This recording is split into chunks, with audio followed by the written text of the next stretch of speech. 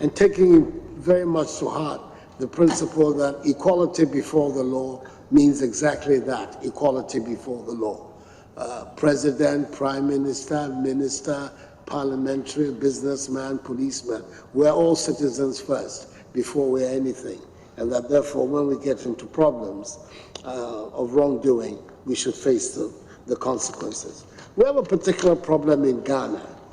That is that every time a prosecution is mounted against a high-ranking official, you hear the cry, witch hunting. And it has become a way of protection for senior political figures.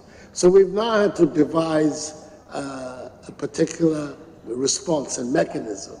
We've established an Office of Special Prosecutor that is a permanent official who is independent of the executive, who has the remit to hold all officials, past and present, accountable for their stewardship. And the person who's the first occupant of that office is a leading figure of the opposition.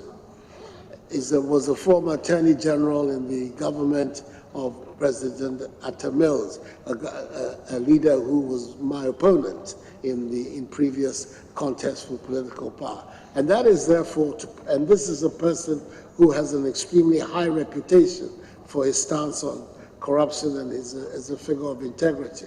And we're taking it that if he then puts you in his gaze for an act of wrongdoing, that charge of witch hunting will no longer be available. And we believe that that is a very important step that we're having to take to make sure that the principle of equality before the law in Ghana is truly made meaningful. Thank you very much, Mr. Chairman.